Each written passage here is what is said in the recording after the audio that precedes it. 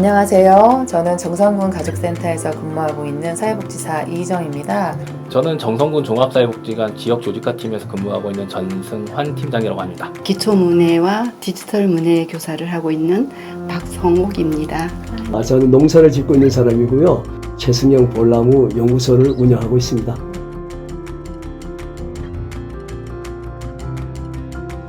우리 정선군의 국외 읍면에 제가 가정 방문을 다니면서 우리 어르신들이 비문해자가 너무나 많고 또 글을 조금 배웠지만 실질 비문해자들이 굉장히 많았어요. 그래서 저는 퇴직하고 문해교사로 해야 되겠다 싶어서 정선군청의 평생교육팀 팀장님을 가서 뵙고 우리 문해교사 양성해 주세요 하고 요청을 드렸어요.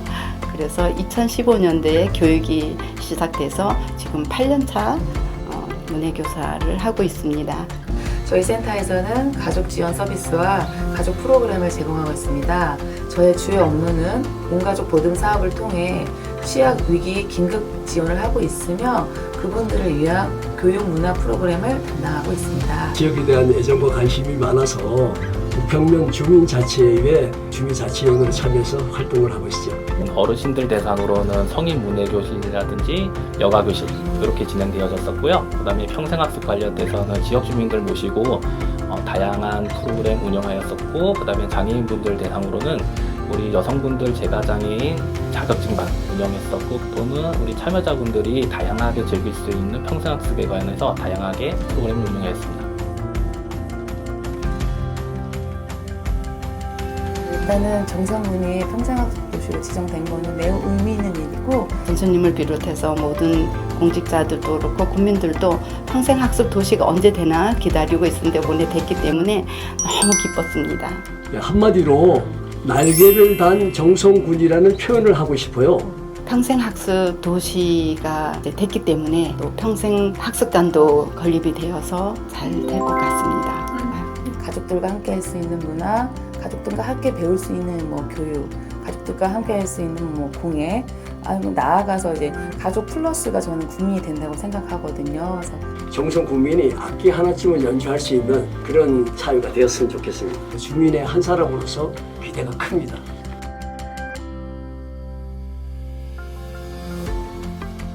제가 생각하는 평생학습 도시는요, 누구나 자기가 욕구하는 바를 배울 수 있는 도시가 우리가 생각하는 가장 이상적인 평생학습의 도시라고 생각되어집니다. 장애인과 비장애인이 함께하는 평생학습이 프로그램이 상당히 귀해요. 앞으로 장애인 평생학습이 좀 더 나아가려면 함께할 수 있는 프로그램이 더 많이 개발되고 서로가 이해하는 부분이 더 필요하지 않을까 이렇게 생각되어집니다. 각 개인의 역량을 강화하고 소통을 잘하게 하기 위해서는 리더십 강화 프로그램을 지속적으로 운영할 필요가 있다고 생각해요.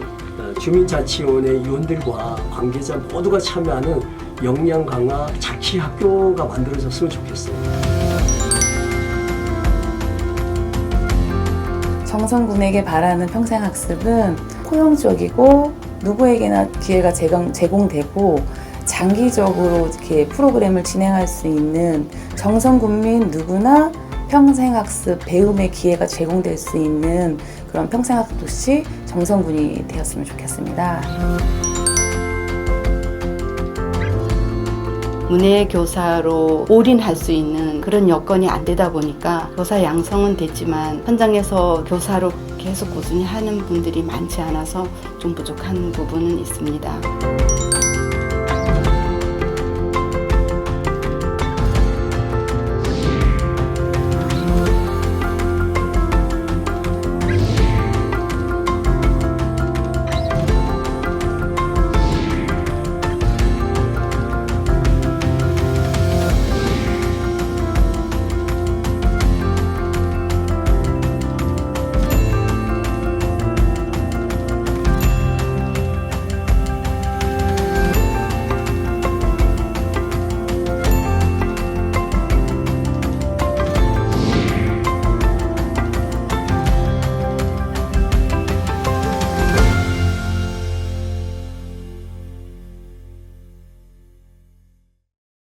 먼저 기초 강연을 먼저 시작하도록 할 텐데요.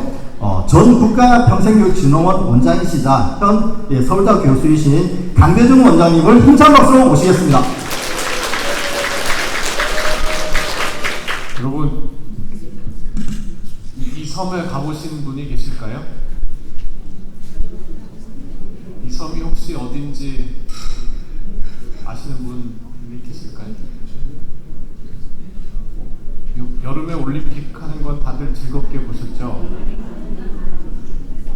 네, 여름에 아마 올림픽 때 우리 선수들이 금메달 따고 은메달 따고 동메달 따고 메달 못 땄어도 감동적인 이야기를 선사해 주신 걸 다들 보셨을 텐데요. 그 올림픽이 있었던 파리라는 프랑스 도시에 있는 섬입니다. 저 옆에 있는 강이 센강이고요. 센강 안에 있는 이 섬인데 조그마한 섬이라서 저 섬에 왔다 갔다 하는 다리가 뭐 별로 안 길잖아요. 조그만 섬인데 저 섬의 이름이 시테라고 부릅니다.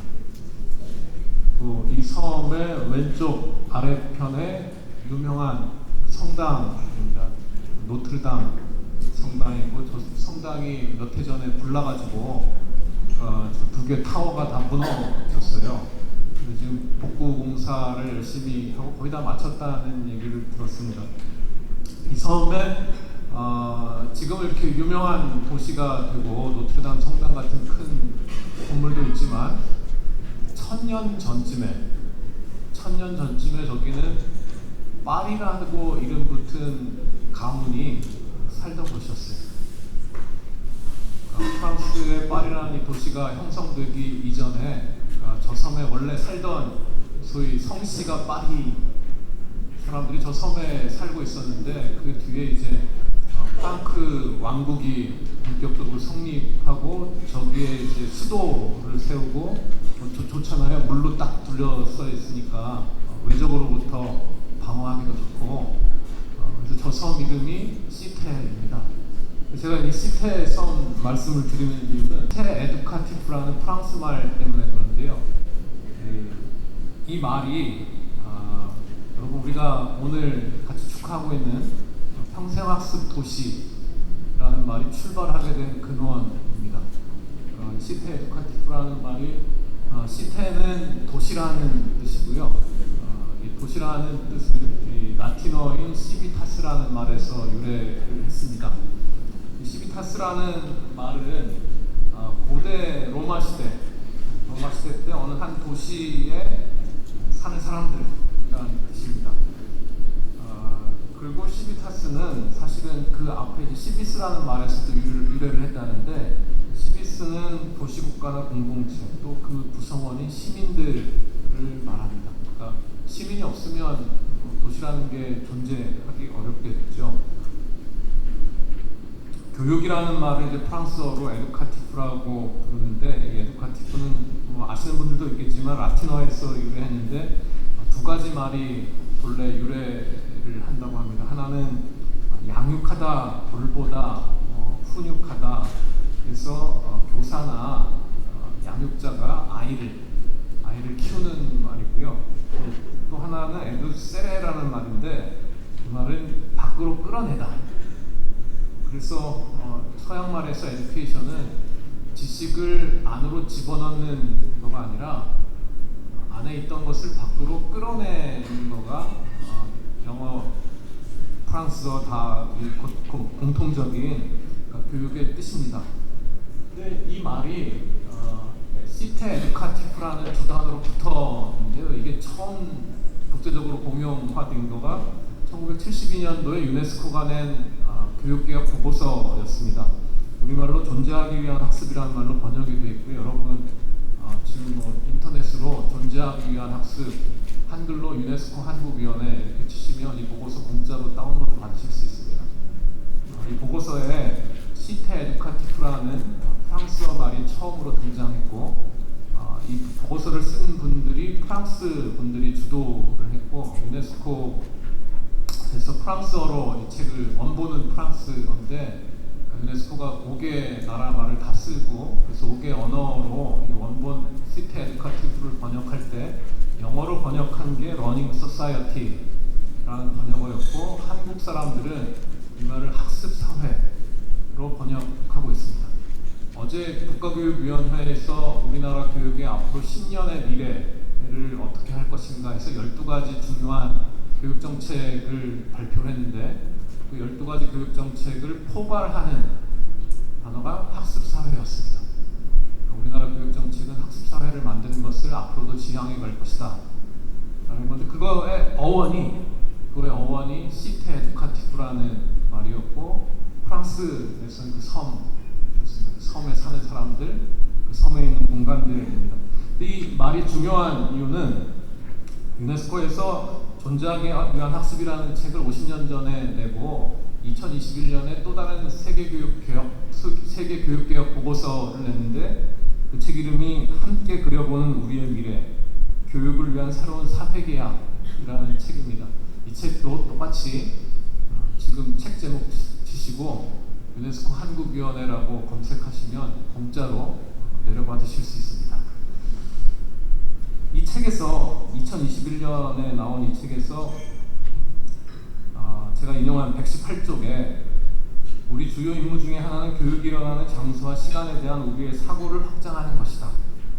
새롭게 시급해진 도전 과제는 이미 50년 전에 포르 보고서에서 교육 시스템을 다시 생각하려는 노력의 하나로 교육도시 시테 에듀카티브라는 비전으로 제시된 바 있다. 이는 다른 언어에서 다양한 방식, 예를 들면 영어로는 러닝 소사이어티, 학습 사회로 번역되었는데 여기서 도시는 특히 상호 연결성 속에서 모든 가능성과 잠재력을 포괄하는 공간에 대한 의미다. 교육에 포함된 사람들뿐만 아니라 교육을 지원하는 공간과 사회적 활동의 풍요로움과 다양성에 대해서도 총체적으로 생각해야 한다는 생각 위에서 만들어진 것이다. 여러분, 이 정신이 한국 사회에 전해져서 평생학습 도시라는 정책이 됐고 정성군이 거의 꼴찌로 우리나라에 226개 학습도시가 되려고 지원할 수 있는 기초지방자치단체가 있는데 거의 꼴찌로, 그러나 진짜 꼴찌는 아닌 거로 평생학습도시가 됐습니다. 평생학습도시 정선이 좀 앞으로 원래 시티 에듀카티브 혹은 러닝 소사이어티, 한국어로 학습사회라고 제안되었던 이것을 좀 잘 실현하기 위해서 여러분들 좋은 생각과 아이디어들을 많이 모아 주셨으면 좋겠고요. 제가 몇 가지 여러분들 논의하시는데 좀 참고될 만한 것 좀 말씀드리려고 합니다. 이건 많이 보셨죠? 정선에 사시는 분이면 많이 보셨을 것 같고요. 넘어가다, 나아가다, 들썩이다, 미소 짓다 해서 넘나들미라는 것을 캐치프레이즈로 해서 정선이 학습도시를 조성해 나가기로 했습니다. 넘어가야 되는데 지금 사실은 정선은 죽어갈까 살아갈까 숨 넘어가는 소리가 들립니다. 숨 넘어가는 소리가 들리는 거는 죽게 되면 누구나 다 소리를 지르거든요. 아무 소리 없이 정말 시체 말로 끽소리도 못하고 죽는 것처럼 비극적인 일이 없잖아요. 근데 대부분은 소멸하기 전에는 경고음을 세게 울립니다.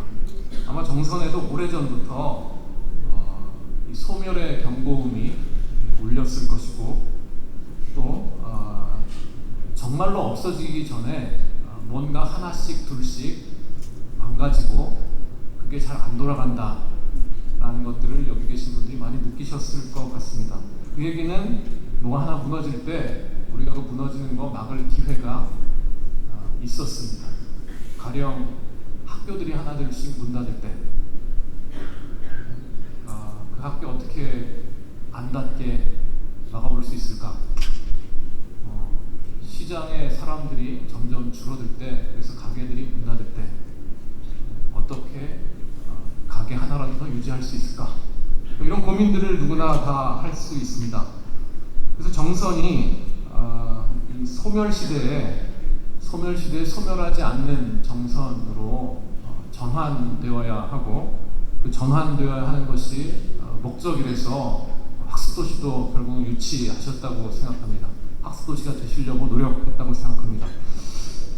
어떻게 전환할 수 있을까?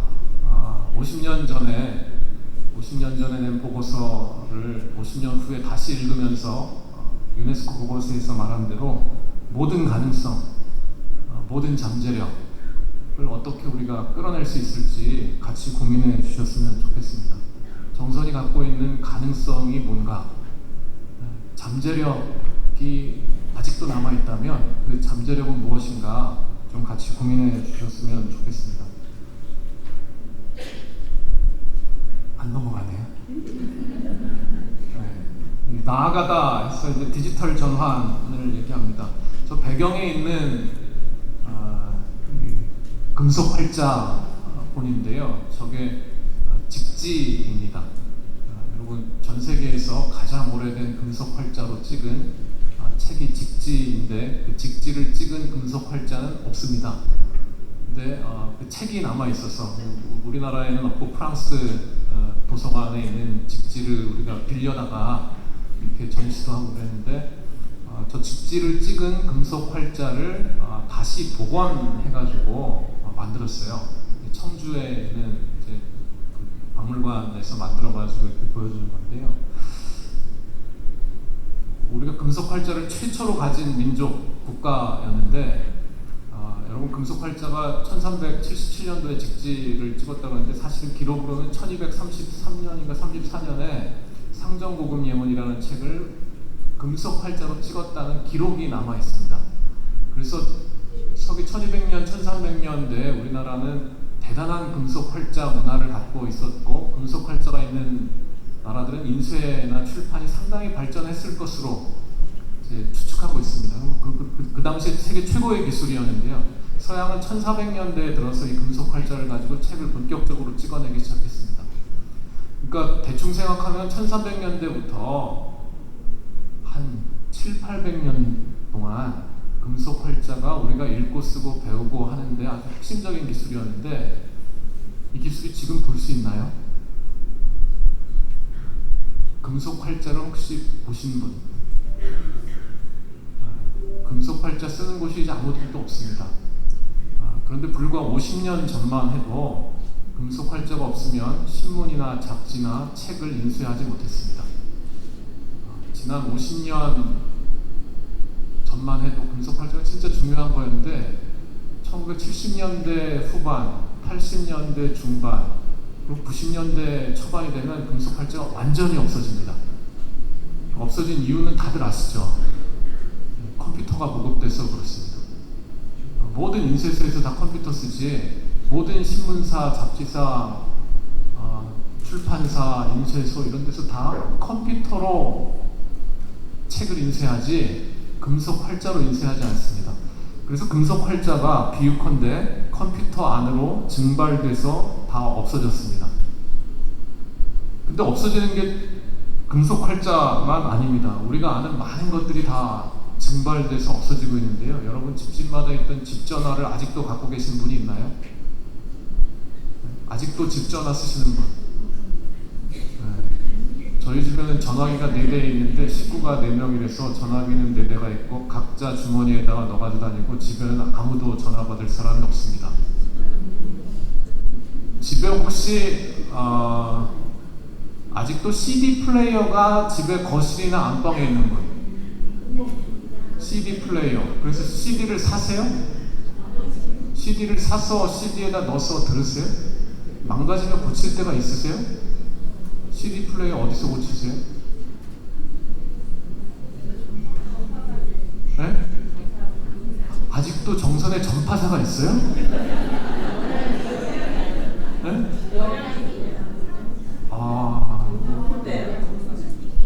놀라운 일입니다. 저는 최근에 일본에 가서 일본 분들이 선물로 일본의 그 지진난 3.11 대지진 난 곳에서 그분들이 저한테 CD를 주셨는데 들을 길이 제 차 안에 있는 CD 플레이어밖에 없어요. 10년 된 자동차에서 들었습니다. 이 디지털 전환이 우리 삶을 완전히 바꾸고 있습니다. 여러분 정선이 갖고 있는 최고의 아날로그 문화가 정선 RR인데 이게 우리 디지털 시대에 어떻게 보존할지, 디지털 시대에 정선 아리랑은 어떻게 증발되지 않을지 좀 고민해봐야 될 일인 것 같습니다. 정선이 갖고 있는 여러 문화들도 마찬가지라고 생각합니다.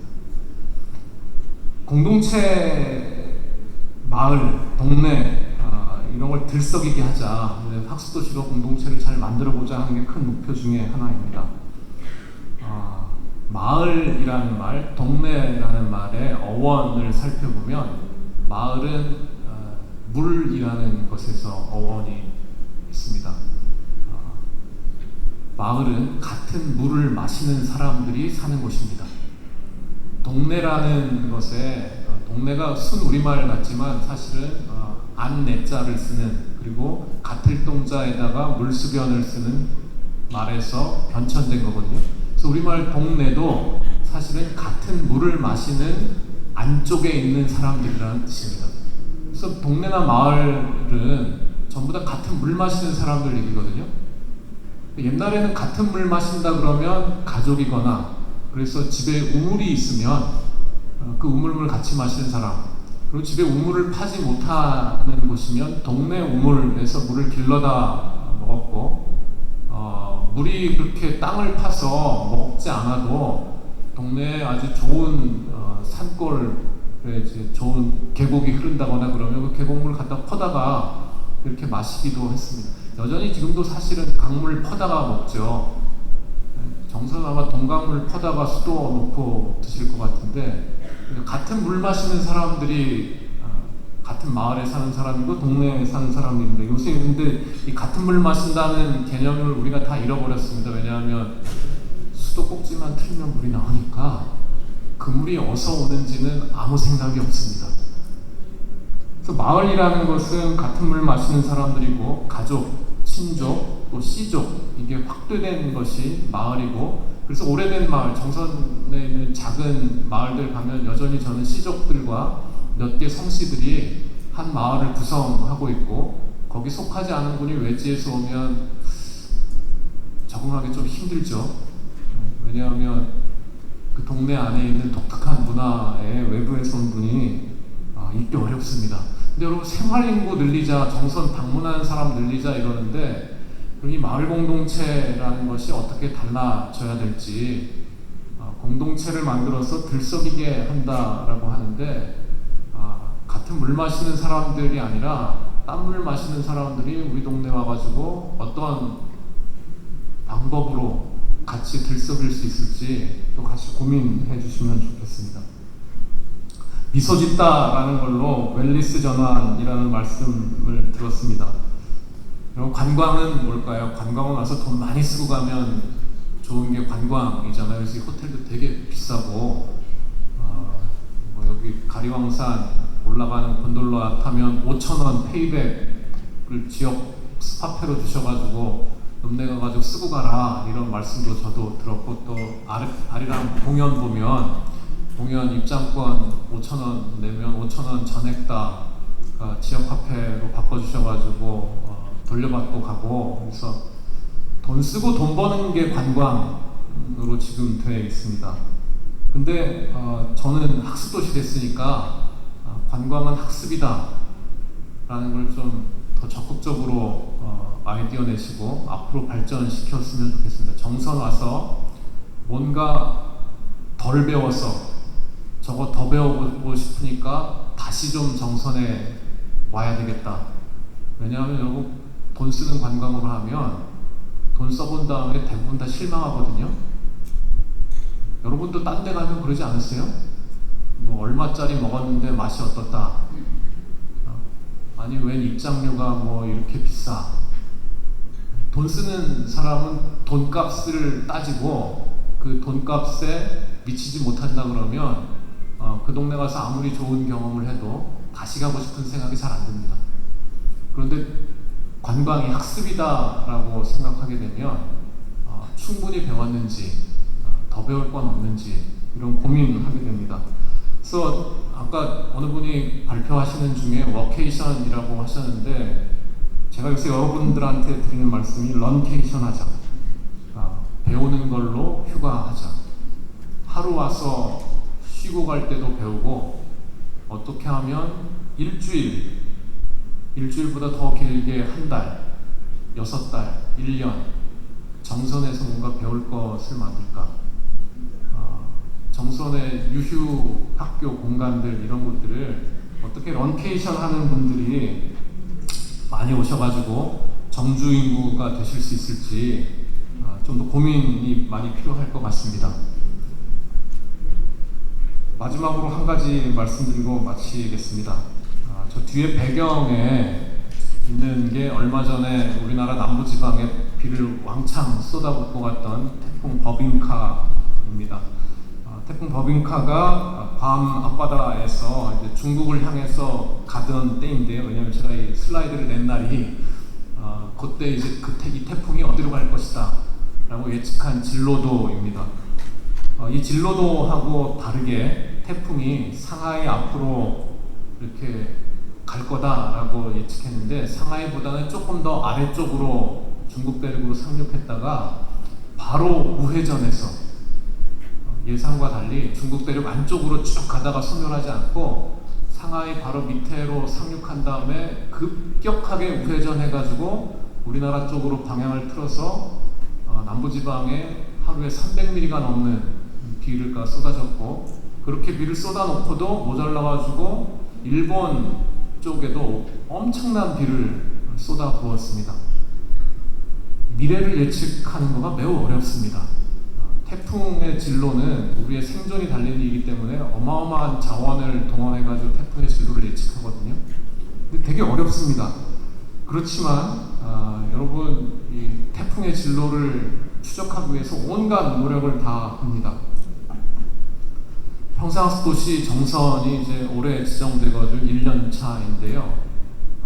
3년 차 때, 5년 차 때, 10년 차 때 어떻게 될지 그 진로를 여러분이 오늘 좀 많이 그려주시고, 그 진로대로 갈고 있는지, 갈 수 있는지, 혹은 진로를 변경했다면 왜 변경했는지, 그게 국민들 사는데 좋은 방향으로 변경되는 건지, 아니면 이거 괜히 했다, 예산만 이렇게 쓸데없이 쓰고 사람들 모아놓고 뭘 한다고 하는데 이거 왜 하는지도 모르겠고 이거 그만두자, 뭐 이런 방향으로 이 학습도시 정선의 진로가 바뀌는 건지 여러분 계속 추적하시면 좋겠습니다. 끝까지 따라가시고, 그리고 원하는 길로 우리가 바라는 대로 가고 있는지 계속 모니터링 하시고, 집요하게 공무원분들을 괴롭혀야 된다면 괴롭히기도 하셨으면 좋겠습니다. 또 여러분이 스스로 그 정선의 학습도시 진로를 책임지는 분들이 되셨으면 좋겠습니다. 학습도시 정선이 치밀하게 계획하고 과감하게 투자하시고 또 정교하게 실행하고 평가할 때는 매우 냉정하게 하셔서 거의 꼴찌로 평생학습도시가 되셨지만 몇 년 안에 전국에 있는 평생학습도시들이 정선 와서 배우자, 이런 일이 일어났으면 좋겠습니다. 감사합니다. 그럼 첫 번째 주제 발표는요, 지역문화와 평생학습에 대해서 춘천문화재단 도시문화센터 강승진 센터장님을 모시고 듣도록 하겠습니다. 따뜻한 박수 부탁드립니다. 네, 방금 소개받은 춘천에서 왔습니다. 강승진입니다. 반갑습니다. 지금 스케줄상 저희 사례 발표가 보니까 5시 안에, 4시 안에 다 끝나야 정상적인 시간이 가능하더라고요. 그래서 아마 저희 사례 발표는 5분씩 아마 진행이 될 것 같고요. 그래서 일단 제가 5분 안에 끊는 게 가장 중요한 역할일 것 같습니다. 근데 자료집을 보신 분들은 아시겠지만 자료집 양이 가장 많습니다. 그리고 앞에서 우리 강 교수님께서도 얘기를 하셨듯이 정선이 많은 평생학습 도시가 찾아와서 보는 학습 도시가 됐으면 좋겠다라고 말씀을 하셨는데요. 바로 춘천이 전국의 문화도시들이 찾아와가지고 바라보고 있는 문화도시의 가장 성공 사례 중에 하나입니다. 그래서 관련된 자료를 조금 넣어드렸는데요. 거기에 문화도시 대신 학습도시를 놓고 문화활동 대신 학습활동을 놓고 그렇게 해가지고 정선에 이입해서 그 자료들을 쭉 읽어보시면 아마 오늘 4시부터 진행되는 그 라운드 테이블에 굉장히 좋은 이야기들 많이 하실 수 있을 것 같다라는 생각이 들고요. 일단 저희 춘천은 동네에서 문화로 안녕하는 문화도시를 만들어가는 데 집중을 하고 있는데 여러분들은 이제 평생 학습이니까 근데 또 문화활동이라는 것 자체가 실은 학습활동하고 다르지 않습니다. 왜냐하면 평생교육 학습관이라든지 평생교육 영역에서 진행하고 있는 많은 프로그램들이 실제로 문화나 예술활동과 또 연결되어 있고요. 또 커뮤니티 활동, 취미활동, 취향과 연결되어 있는 이런 활동들이 굉장히 많습니다. 바로 그런 것들을 저희 춘천에서는 동네에서 얼마의 거리에서 10분 안의 거리에서 그 문화활동들을 만나게 해주겠다라는 개념으로 저희 춘천 문화도시의 컨셉은 문화실생권이라는 개념을 갖고 있습니다. 문화실생권 무슨 말일까요? 슬리퍼를 신고 집 밖을 나와서 문화활동을 만날 수 있는 도시 그런 영역에 살고 있다라는 게 문화실생권이라고 한다면 정서는 이제 일종의 뭐라고 하면 될까요? 학습, 실생권 개념을 만들어내시면 괜찮지 않을까 생각이 듭니다. 뭐 일단 자료집 안에는 굉장히 많은 내용들을 넣어놨는데 이 문장 하나만 좀 같이 상기해보면 좋을 것 같습니다. 도시는 그 안에 사는 사람들을 갖는다라고 써져 있습니다. 이 말은 무슨 말이냐면 지금 정선의 모습은 누구를 닮은 걸까요? 여러분들을 닮은 거죠. 근데 지금 정선의 모습이 조금 불만족스럽다. 바뀌었으면 좋겠다. 그럼 누구를 바꾸면 될까요? 여러분들이 바뀌면 됩니다. 무엇을 통해서? 학습활동을 통해서. 저희 춘천은 문화활동을 통해서 바꿔가고 있다. 그렇게 보시면 되겠고요. 어쨌든 요즘 저는 이런 얘기를 많이 합니다. 지방시대에 지역이 없고 지역엔 사람이 없고 정책엔 알맹이가 없고 그리고 인구 감소 지역소멸 이거 너무 징글징글하게 듣고 계시잖아요. 특히 정선에서는. 일단 사람 자체가 기현시대가 됐다. 그러니까 기본적으로 정선에서 해야 될 게 뭐 지역소멸 뭐 이런 것들 다 떠나가지고 그냥 가까이에 있는 사람을 어떻게 소중하게 생각하는 게 가장 중요한 첫 번째 시도다라는 생각이 들 것 같습니다. 바로 그런 부분에 있어서 여러분들이 일종의 이 평생학습 개념을 어떻게 적용할지 생각을 해봤으면 좋겠고요. 뭐 지역에서 관계인구, 생활인구 굉장히 얘기 많이 하지만 지역과 사람을 뺏고 뺏기는 제로섬 게임에 눕히기 때문에 실제로 별 의미가 없다. 저는 이렇게 좀 말씀을 드리고 싶고요. 그래서 여기 있는 사람들이 기본적으로 행복할 수 있는 그런 조건값들을 많이 만들었으면 좋겠다라는 생각입니다. 그런 맥락에서 마음 들 곳을 만드는 정선이었으면 좋겠다라는 생각을 하고요. 거기에 학습이라든지 동네라든지 문화, 커뮤니티, 사람 이런 것들을 잘 연결해가고 그 안에서의 이야기들 각자의 목소리나 이야기들이 있잖아요. 그걸 공동체로 커뮤니티로 잘 발휘해가는 게 중요할 것 같다라는 생각이 듭니다. 그래서 저희 춘천에서 문화도시를 하고 있는 사람들은 이런 마음으로 일을 하고 있는데요. 시민의 일상에 마음을 곳을 만들고 시민의 일상의 문화적 사건을 만드는 일이 우리 춘천문화재단의 도시문화센터의 일이다라는 생각을 하고 그 안에서 경험과 경력을 축적하는 그리고 그 과정에서 서로에게 배우는 활동들을 굉장히 많이 하고 있습니다. 근데 이게 평생학습과 다르지 않는 거죠. 그래서 여러분들도 그런 맥락에서 좀 생각을 해보시면 좋을 것 같고요. 그래서 아까 말씀드렸던 이런 문화실생권을 어떻게 만들었느냐 하는 부분만 말씀을 드리고 내려가도록 하겠습니다. 저희는 도시가 살롱이라는 사업을 하고 있습니다. 바로 동네 10분 거리에 있는 카페를 일종의 커뮤니티 문화활동 공간으로 전환하는 부분인 거고요. 그 카페의 주인장들을 오늘 보니까 여기 이제 학습을 매개하는 분들이 계시잖아요. 저희 문화활동의 매개자로서 커뮤니티 활동을 기획하고 운영하고 그리고 자기 공간에 있다 보니까 그것들을 운영하는데 어려움이 없잖아요. 저희들은 거기에 예산적 지원들과 일종의 프로그램에 대한 지원만 해드리는 형태들로 도시가 살롱이라는 부분들을 하고 있고요. 지역에 있는 동네에 있는 빈집을 모두의 살롱이라는 이제 일종의 빈집 리모델링을 통해서 주민들의 활동 공간을 만들고 거기서 학습 활동이 일어나는 그런 형태들로 진행을 하고 있습니다. 그래서 대략 이 정도 저는 얘기를 드리고 내려가도록 하겠습니다. 고맙습니다. 네, 두 번째 발표자님은요, 또 따라서 올라와 주셨어요. 주민자치와 평생학습과 관련된 주제로 주민자치와 평생교육 네트워크 이진희 대표님이십니다. 힘찬 박수 부탁드립니다.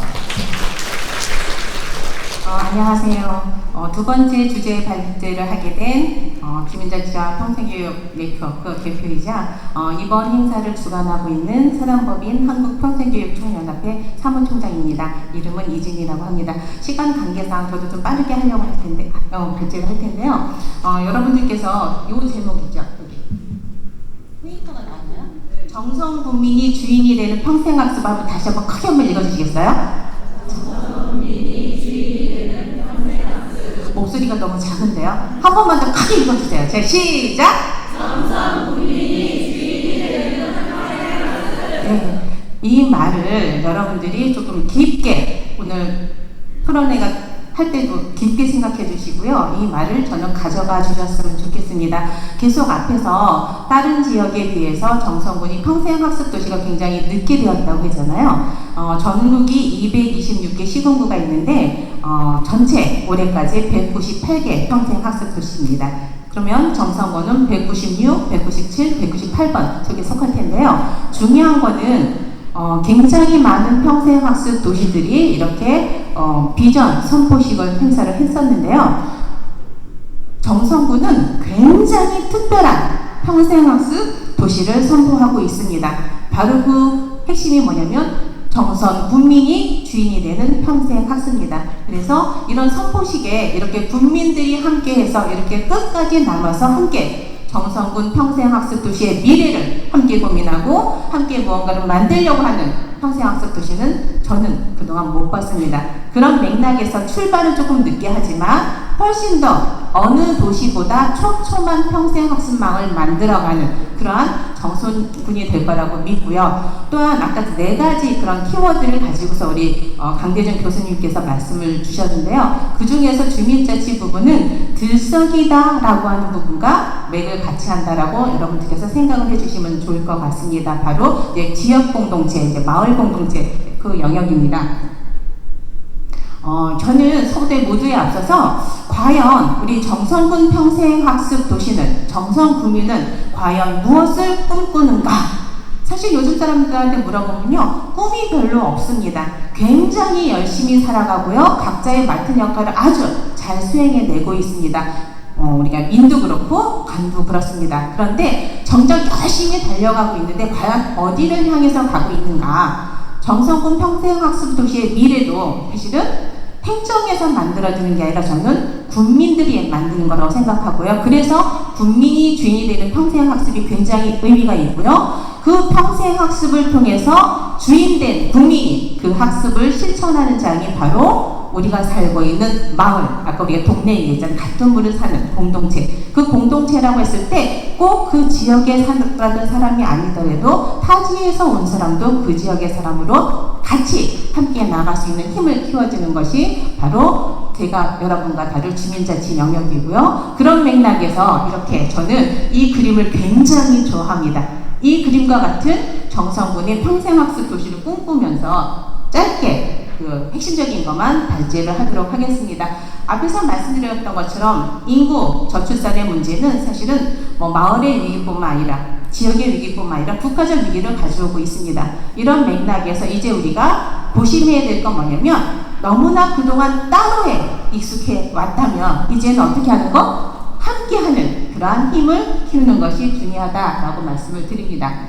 사실 주민자치라고 하는 것은 지역에서 다양한 지역 공동체, 마을 주민들이 각각 주민자치의 형태를 가지고 여러 가지 활동을 하고 있습니다. 근데 제가 여러분들한테 말씀드리려고 하는 주민자치 영역은 제도화된 주민자치 영역, 즉 법과 조례에 의해서 우리 마을에 설치된 주민자치센터, 주민자치위원회, 또 지금은 이제 주민자치회까지 발전하고 있는데요. 그 영역에 대해서 말씀을 드리려고 합니다.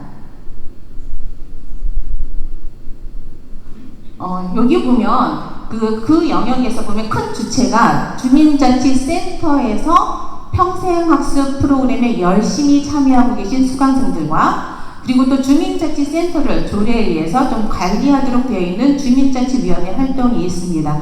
중요한 거는 이 활동에 있어서 두 가지가 사실은 굉장히 긴밀한 관계를 갖고 여기 보면 제가 실선으로 이렇게 표시를 해놨는 점선을 해놨는데 점선이 아니라 굉장히 두꺼운 실선을 가지고서 활동을 해야 되는데 현재 모습은 이렇게 점선으로 연결이 되어 있습니다. 가까운 듯 하면서 가깝지 않은 그런 어떤 현황이라고 얘기할 수가 있습니다. 중요한 건 이런 부분들을 이렇게 다리를 그래서 연결하고 이제는 관계 짓는 것이 필요하다. 그것이 바로 학습을 통한 우리 마을을 공동체를 들썩이게 하는 힘이다라고 말씀을 드립니다. 이것을 위해서는 사실은 두 영역이 굉장히 중요한 하나는 활동, 실천을 통한 학습을 하고 있고요. 하나는 교육이라고 하는 평생 교육 프로그램을 통한 학습을 하고 있는데 사실은 그것이 연결돼서 서로 선순환의 그 작용이 되어야 되는데 현재는 그렇지 못하다. 따라서 이를 위해서 우리가 평생학습이 중요하다라고 말씀을 드리면서요. 몇 가지 발제 제안을 하려고 합니다. 첫 번째는요. 주민자치센터라고 하는 영역은요. 가장 중요한 게 개인으로부터 출발하고 개인이 원하는 니즈에 근거해서 프로그램을 하지만 궁극적으로 이 주민자치센터의 궁극적인 핵심 기능은 주민자치 역량을 강화하는 거라고 할 수가 있습니다. 그런 맥락에서 센터의 이런 주민자치 기능을 살려내야 하는 것 그리고 이 센터가 누구나 배우고 누구나 가르치는 그런 평생학습이 장이 되어야 한다는 것 즉 자격증을 가진 사람들만 와서 강의 활동을 하는 게 아니라 지역 주민들이 갖고 있는 여러 가지 경험과 역량들을 나누고 그래서 지역 주민들이 성장을 할 수 있는 그런 장으로 우리가 전환돼야 된다는 것 그러면서 하고 있는 여러 가지 프로그램은 개인에서 출발하는 게 당연합니다. 개인이 좋아야 하거든요. 그런데 그 좋아하는 개인에만 멈춰져 있는 것을 3단계 더 업돼서 이제는 마을과 맞닿는 지점까지 가야 한다는 거죠. 그런 맥락에서 우리가 어떻게 만들어갈 것인가를 조금 토론 시간에 우리 주민님들께서 토론을 좀 해주시고요. 두 번째는요. 그 자치 역량, 사실은 주민자치 역량 하면 주민자치위원만 역량을 키우면 되는 거라고 생각하는데요. 실제 주민자치위원님들 역시 별로 학습하는 것과 친하지 않습니다. 별로 좋아하지 않아요. 그래서 그분들이 학습과 친해지는 것도 중요하지만 일반 주민들이 자치 역량을 키워내는 것이 무엇보다도 중요하다고 저는 생각을 합니다. 그런 맥락에서 앞에 우리가 국민 영상에서도 보셨지만 주민자치 역량을 키울 수 있는 상설화된 프로그램, 주민자치 학교는 이제 이런 것들을 우리가 만들어서요. 정말 중요한 게 뭐냐면 이미 익숙해진 우리 틀이 있습니다. 안 돼. 옛날에 그거 했었거든. 안 되거든. 해봤자 소용없어. 사실은 그때는 해봤자 소용없었을 수 있지만 시대와 사회가 변한 지금 시점에 오히려 그것이 될 수가 있거든요. 성공할 수가 있습니다. 그렇게 하기 위해서는 틀화된, 고정관념화된, 고착화된 것을 깨는 작업이 필요한데요. 이 깨는 작업은 결국은 평생학습을 통해서 가능하더라라는 것을 말씀을 드리고요. 세 번째는 실질적으로 우리가 마을 평생교육 시스템 얘기 굉장히 많이 합니다. 근데 우리가 이 시스템이라고 하는 것이 민의 힘으로만 만들어지는 게 아니라 지금 현재 민과 관이 거버넌스 협력해서 만들어가고 있는데요. 실제 현장에 들어가 보면 민과 관은 그래도 협력이 되는데 관과 관이 사실은 협력이 안 되는 경우가 굉장히 많습니다. 그래서 정성군의 어떤 공동체를 형성하는 데 있어서 관과 민과 관이 결합할 수 있는 그러한 시스템에 대해서 우리가 한번 고민해보고 함께 강구해보자 라는 것을 말씀을 드립니다. 마지막으로 제가 말씀드리고 싶은 것은 결국 우리가 갖고 있는 고정관념을 틀을 깨는 그런 작업부터 시작해야 된다고 말씀을 드리면서요. 실질적으로 주민자치라고 하는 영역과 평생교육 영역이 같이 가는 듯 하지만 따로 가고 있습니다. 근데 그걸 이제는 우리가 아주 촘촘하게 아주 손을 꽉 잡고 이렇게 가게 해서 실제 마을 안에서 여러 가지 부분들이 구동되어질 수 있도록 하는 힘을 누가 갖고 있을까요? 그렇죠? 네, 여러분들이 갖고 계십니다. 그래서 여러분들의 그 힘을 토론을 통해서 많은 좋은 의견들을 주시기 바랍니다. 네, 감사합니다. 세 번째 발표는요. 디지털 문해와 평생학습에 대해서 사단법인 한국문해교육협회 강영숙 회장님께서 해주시겠습니다. 따뜻한 박수 부탁드립니다.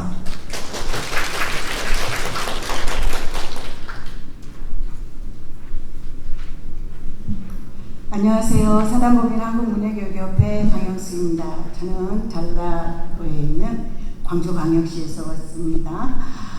어제 하루 종일 강의를 하고 그 장거리 또 이렇게 교통을 이용해서 왔더니 목소리가 지금 또 밤에 또 더워서 에어컨을 켰더니요 목소리가 안 나오고 있습니다.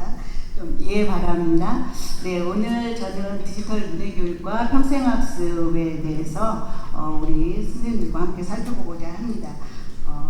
지금 길 여러 번 언급되고 있는데요. 정성 국민이 주인이 되는 이런 평생학습 지역과 상생하다는 주제로 이렇게 개최되고 있는데 우리 모두가 주인이 돼서 우리 함께 우리 일상생활에 필요한 교육을 이 시간에 우리 함께 알아보는 것들이 굉장히 의미가 있겠다. 그래서 지금 각 테이블마다 아마 조별로 어떤 주제 토론을 하실 것 같은데요. 오늘 저는 디지털 문예교육과 평생학습에 대해서 살펴보고자 합니다. 평생학습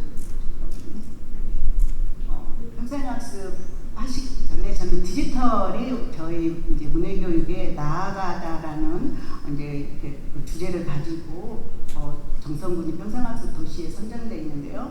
여기 오신 분들이 모두 문예교육을 하시는 분들은 아닐 거라는 생각을 했습니다. 그 평생교육은 요람에서 무덤까지라는 그런 것을 표방하고 있기 때문에 각 분야에서 다양한 분들이 활동을 하시고 계시고 또 다양한 그런 주제와 방법으로 활동을 하시기 때문에 문예교육을 다 이해하고 있지 않을 것이다라는 이런 생각도 또 했었고 처음에 주제 발표 10분이 8분 되고 이제 5분이 돼서 갑자기 머리가 혼란해져가지고 무엇을 어떻게 어디서부터 이야기를 하고 끊어야지 이런 생각이 막 지금 이제 복잡해졌습니다. 그래서 저는 그래도 문예교육과 디지털 문예교육을 간단히 살펴보고 디지털 문예교육과 평생학습에 대해서 우리 잠깐 같이 고민할 수 있는 것들은 무엇인지 알아보도록 하겠습니다. 뭐 사전적인 의미로는 이제 문예교육은 문자 혜택이지만 평생교육법에 이제 명시되어 있는 이런 정의는 보시는 바와 같습니다. 시간 관계상 제가 일일이 읽지는 않을 거고요. 근데 이제 문예교육이 이 부분이 이제 개념이 좀 더 확장이 된다면 현재는 사회적, 문화적 맥락에서 요구되는 기초생활 능력을 이제 포함한 더 넓은 의미로 확장되고 있습니다. 근데 유네스코나 OECD 국제기구에서는 문예를 사회적 실천이라는 행위로 제시하고 단순한 기술이 아닌 사회 참여와 개인의 발전을 위한 도구임을 강조하고 있습니다. 근데 이 의미가 무엇인지 이제 좀 구체적인 사례를 잘 보여주는 우리 이번에 대한민국 문예의 달 문예 온 세상이 온다에 이제 우리 응모된 그 학습자의 시가 잘 말해주고 있는데요. 같이 한번 짧지만 이렇게 한번 같이 읽어봤으면 좋겠습니다. 제일 좋아요. 한번 같이 읽어보시도록 할게요. 시작.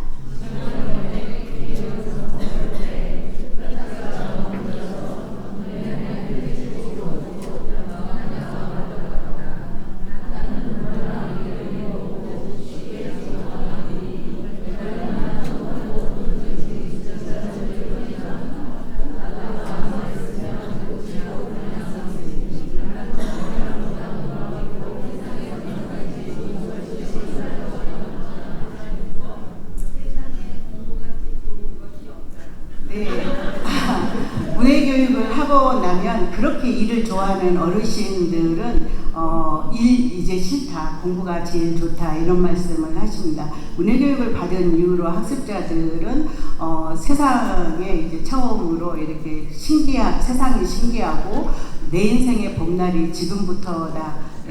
내 인생의 이제 절정을 문예교육을 배운 그 기쁨으로 표현하고 계시는데요. 이번에는 디지털 문예교육을 상당히 많이 그 표현을 하고 있습니다. OECD에서 이렇게 추구하고 있는 것처럼 글자를 읽고 쓰는 이것을 넘어서 사회에 참여를 하고 또 사회의 구성원으로서 문예 학습자가 자기 권리를 실현하게 할 수 있는 것들에 대한 아주 큰 의미가 있다고 보겠습니다. 거기에 이제 저는 이제 오늘 디지털 문예교육인데요. 우리가 4차 산업시대를 준비해야 된다. 4차 산업시대가 도래할 것이다. 이런 이야기를 막 시작하고 있을 즈음에 코로나가 와서 이제 가장 우리 사회에 큰 변화를 일으키는 게 우리 사회 곳곳에 디지털 기기 확산인 것 같습니다. 그래서 우리 문해 학습자들은 이제 글을 알고 자신을 표현하고 일기도 쓰고 시도 쓰고 이 혼자들한테 동화책도 읽어주게 되었는데 갑자기 디지털 기기 때문에 또 다른 내가 세상의 바보가 되었다 이렇게 이제 말씀을 하셨습니다. 요즘 선생님들 디지털 기기 없이 하루라도 살 수 있을까요? 아침에 일어나는 뭐 시계 알람부터 우리가 사용하고 있는 그 도어키, 현관에 있는 이런 도어키부터 전화기부터 아까 우리 강대중 교수님께서도 집전화가 이제 다 디지털 그 전화 스마트폰으로 이렇게 가지고 다니신다고 했는데요. 우리가 일상생활에서 요즘은 이제 아날로그를 오히려 찾아보기가 더 어렵게 됐죠. 그래서 디지털 기기가 너무 많이 보급이 돼서 이제 우리 문해 학습자들은 또 다른 어려움에 봉착하게 되었는데요. 스마트폰이 지금 이제 전국에 그 70대 이상의 보급률이 70% 이상을 넘었다고 해요. 작년 2, 3년 전만 해도 문해 학습자들은 이제 투지폰이나 스마트폰들이 많이 없었거든요. 근데 이제 올해 작년의 통계에 의하면 굉장히 많은 숫자들이 지금 그 스마트폰을 확산되고 있다고 합니다. 그래서 기초 문해 교육에서는 지금 일상생활의 문제를 해결할 수 있는 디지털 문해 교육이 필수라고 하겠습니다. 그래서 저희 그 사단법인 한국문해교육협회도 문해교육사 양성 과정을 이제 해서 전국의 문해교육을 이렇게 좀 활성화를 돕고 문해학습자를 평생학습으로 조력하는 그런 역할을 했다면 지금은 이제 디지털 문해교육을 또 이렇게 조력하고 도모하고 있습니다. 디지털 문해교육은 단순히 선생님 디지털 어떤 소양을 물론 디지털 문해교육은 디지털 문해에 대한 소양을 기르는 교육이지만 단순히 기기를 사용하는 그런 교육만을 하고 있지는 않습니다. 디지털 문해교육의 필요성과 목표를 간단하게 살펴보도록 하겠습니다. 글자를 모르는 학습자들이라든가 취약계층, 장애인, 또 노인 이런 학습자들, 또 산간지역 뭐 이런 벽지에 있어서 디지털 문화를 자주 접하지 못한 우리 사회의 양극화된 디지털 문해의 격차를 좀 해소할 수 있을 것이고요. 디지털 문해를 또 이렇게 뭐 스마트폰을 쓴다고 해서 다 디지털을 잘하는 것은 아닌 것 같습니다. 디지털 문해에 대한 정보 또 그것을 활용할 수 있는 그런 역량 또 디지털을 기술을 활용할 수 있는 것, 또 기초적이지만 컴퓨터링을 이렇게 좀 할 수 있는 그런 사고력을 개발하는 것, 어떤 비판적인 사고를 할 수 있는 것, 무엇보다 우리 문해에서는 어르신들, 문해 학습자들의 일상생활의 문제를 좀 해결해드리고 그걸 스스로 키오스크라든가 이제 ATM기라든가 또 음식점에 가서 이제 그 음식을 주문하는 것 이런 것들을 스스로 함으로써 자아실현이라든가 또 삶의 질을 이렇게 좀 도모해 줄 수 있는 데에 이제 그 목표가 있다고 하겠습니다.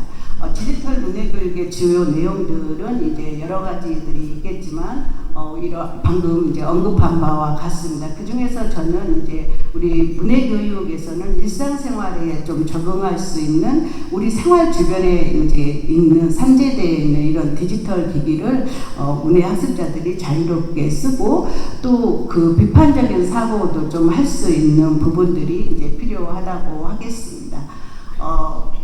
디지털 문해교육에서 인간의 삶에서 학습은 끝이 없기에 현재 시점에서 디지털 문해교육에 참여하면 된다. 다만 디지털 문해 상태라고 해도 디지털 시대와 분명한 연결고리가 있으므로 그 연결고리를 찾아 바로 그 시점부터 시작해야 된다고 우리 윤여각 교수님께서 이제 이전에 디지털 문해교육 연구모색에 이제 그 쓰셨던 내용을 제가 가지고 왔는데요. 우리 디지털 문해교육에서도 우리 문해 학습자들도 디지털이 어렵지만 분명히 그분들에게 친근한 그런 연결고리가 있을 걸로 생각을 합니다. 그 문예 학습자들이 친근하게 생각하는 그 연결고리부터 찾아서 거기에서부터 시작을 하면 되겠다 이렇게 생각을 합니다. 디지털 문예 교육에서 이 부분은 이제 제가 넘어가려고 하는데요. 생활문예 교육을 일환으로 동시대의 문화를 접속하고 문예 학습자에 대한 충분한 이해를 기반으로 개별화 교육이 이루어져야 하며 문예 디지털 기기를 이렇게 체험하고 또 그것을 쓸 수 있는 기술 학습과 더불어서 학습자들에게 반드시 현실적이고 실용적인 이런 교육이 이루어져야 된다고 생각을 합니다. 자, 여기 이 글은 지금 제가 이제 조금 이렇게 잘 나온 우리 학습자들의 이제 디지털 관련 체험을 해보고 쓴 이제 시화의 주제입니다. 왜 이리 이마트가 어렵대야. 이마트도 알아야 배워야 이제 이마트를 간다. 혼자서 이제 바코드를 계산하는 게 너무 어렵다는 그런 내용이고요. 배워보니 이렇게 쉽고 편리한 것. 밤에 우리 이제 ATM기에 돈 보내려면 몇 시간을 차를 타고 나가서 기계를 써야 되는데 막상 배워보니까 너무 쉽고 편리하다. 이렇게 이제 학습자가 말했습니다. 그러나 글자를 알아야 손가락을 쓰지. 어떤 사람들이 다 돈을 찾으니까 옆에서 어깨너머로 보니까 나도 할 수 있겠다 싶었대요. 그런데 글자를 알아야 뭐를 하지 이런 말이었습니다. 글자를 아직 잘 몰라서 돈이 다른 데로 갈까봐 좀 어렵겠다 이런 생각을 한 거고요. 손끝으로 세상을 불러오다라는 것을 보면 학습자가 이렇게 택시라든가 이런 것들을 다 불러오는 걸 보면서 이제 좀 놀라운 걸 금치 못했던 이런 학습자들의 시를 보면서 디지털 문예 교육이 얼마나 이제 우리 문예에 필요한지를 언급하고 있는 학습자의 글입니다. 저는 우리 정선군 여기 지금 오지이고 낯선 곳인데 여기 정선군은 평생학습 도시는 꼴찌이지만 디지털 문예 교육은 국가보다 선두인 곳입니다. 우리 지금 저기에 계신 아까 박현준 선생님이 발표하신 분인데 국가에서 하기 전에 여기 박현준 이제 언텐트 대표님이 정선군 지부하고 먼저 디지털 훈민정음을 개발해서 이렇게 널리 보급하고 또 우리 문예교육과 함께 하고 있는 분들입니다. 이번 추석 때 거의 추석 예매표가 다 전산화로 온라인에서만 이루어져서 어르신들이 표를 살 수 없었다고 항의가 많이 왔었거든요. 그래서 저는 문예교육은 국가가 해야 되고 또 문예교육에서 디지털 교육은 필수라고 생각합니다. 디지털 문예교육으로 동반 성장하면서 우리가 이 평생학습은 문예교육으로 좀 실천하면 좋겠다 이런 이제 마무리로 넣고 싶습니다. 네, 제가 10분에서 8분, 5분으로 줄여서 어떻게 마무리가 정리가 안 됐는데 계속 빨리 끝내달라고 하시니까 더 많이 버벅거리게 된 것 같습니다. 네, 감사합니다. 이제 마지막으로 네 번째 발표는요, 마을교육 공동체와 평생학습이라는 주제로 프락티스의 김지연 공동대표님께서 해주시겠습니다. 힘찬 박수 부탁드립니다. 네, 안녕하세요. 저는 문화기획자 김지연입니다. 반갑습니다. 제가 오늘 발표할 거는 마을교육 공동체와 평생학습인데요. 현재 정선군의 초등학교가 몇 개일까요? 아시는 분 좀 알려주시겠습니까? 네? 초등학교만요? 초중고 합해서? 네, 그렇겠죠. 예. 양평군도 44개 초중고등학교고 그 중에 초등학교는 22개입니다. 이런 초등학교들이 점점 줄어들어가고 있는 현실의 사회가 우리가 말하는 소멸의 지점일 텐데요. 앞에 이야기들이 조금 더 나이 든 분들과 함께 살아가는 도시를 얘기했다면 저는 좀 4세대를 같이 고민하는 작은 마을의 이야기를 잠깐 들려드리면서 이야기를 짧게 해보도록 하겠습니다. 네. 저는 문화기획자입니다. 아까 강승진 본부 센터장님이 얘기했던 문화도시와 문화마을에서 어쩌면은 스세권이라고 하는 그 마을의 사례를 어떻게 만들어 갈 가야 되는 하나의 같은 고민을 갖고 있는 사람으로서 저는 이 문화의 가치가 좀 일상으로, 그리고 삶이 예술이 예술만을 위한 예술이 아니라 삶 속의 예술로 들어갈 수 있는 것을 갖고 싶은 사람으로서 보던 중에 양평의 세월리라는 마을을 봤을 때는 세월리는 세월 초등학교라는 학교를 띈 농촌 마을이었습니다. 그럼 이 농촌 마을의 학교가 폐교 위기에 놓인 학교를 어떻게 가능하게 하고 지속하게 할까? 이거에 대한 저의 삶의 이슈를 좀 삼게 되었고요. 그러면서 세월 초등학교와 마을 교육 공동체를 이어가게 된 사례입니다. 그러다 보니 마을교육 공동체라는 저의 출발은 평생학습과의 공통점을 찾게 되었던 것 같아요. 그것이 하나는 사람이고 또 다른 하나는 관계를 만들어가는 과정이었습니다. 그 과정에 10년여 과정을 겪어나다 보니 어떻게 지속하고 이것을 성장시키고 또 확장시켜 나가야 할까에 대해서 자연스럽게 제2단계 고민을 해나갔던 시간이었던 것 같고요. 그것이 어떤 마을의 아까 신세권의 공유 공간이라고 얘기하셨던 것처럼 저희에게는 마을의 플랫폼이라는 중간 역할을 해야 할 공간을 찾아보게 되었고, 그리고 이 마을 안에서 어떻게 네트워크를 만들 것인가를 찾게 되었고요. 그러다 보니 마을의 브랜딩이란 뭘까? 마을의 특색이란 무엇일까를 생각하게 된 작은 마을의 사례였습니다. 그래서 아까는 되게 큰 범위의 이야기를 들으셨다면은 저는 어쩌면 정선군 안에 있는 작은 마을들, 그리고 어쩌면 학교를 낀 마을들이 살아갈 방법을 고민하는 어떤 하나의 이야기를 아주 짧게 글이 사진 중심으로 전달해 드리겠습니다. 짧게 설명하면 사실은 세월이라는 곳은 그 학교가 폐교 위기, 50명 전교생 50명이기에 작은 학교였고요. 이 폐교 위기의 학교를 살리고자 하는 이유로 2008년에 마을학교 축제를 시작으로 학교는 점점 성장하게 되었습니다. 그런 학교의 과정 안에 혁신학교라는 사업, 예술꽃 학교라는 사업이, 저는 정선에서도 예술꽃 학교 사례를 찾아갔었는데요. 있었던 것 같고요. 그러다가 단체를 만들고 그것의 연장선상에서 마을 공동체 사업과 그것의 특색을 만드는 보이는 마을이라는 지역 문화 사업을 확장해 갑니다. 그리고 2020년에 이르러서 이 커뮤니티 센터라는 마을의 플랫폼을 만들어가는 계기가 됐고요. 이런 과정들에서 만든 달인들이 평생학습 마을로 경기에서 이어지고, 지금은 젊은 세대들이 그 느슨한 연결을 만드는 마을로 만들어지고 있습니다. 그 과정이 어떻게 이루어졌는지 짧게 사진과 이야기로 설명드리겠습니다. 저희의 마을은 희망에 채우는 과정에 아까 말한 좀 교육 내용이 중요하다기보다는 그 안에 사람, 그리고 그 사람들을 엮는 관계, 그리고 그 관계를 엮어줄 수 있는 공간들이 이야기입니다. 아까 첫 번째 말했던 것처럼 세월의 시작은 세월 마을학교 축제에서 시작했어요. 학교가 살려면 마을이 살아야 된다고 생각했고요. 그러다 보니까 이 모두를 이어지는 마을학교 축제가 마을 잔치로 만들어냈던 시간을 계속 이어지다 보니 2008년에 전교생이었던 데서 지금은 100명 정도를 유지하는 학교로 성장했습니다. 그리고 저희의 마을의 강사, 마을의 이야기, 마을을 들려주는 것은 마을의 자연과 더불어서 사람입니다.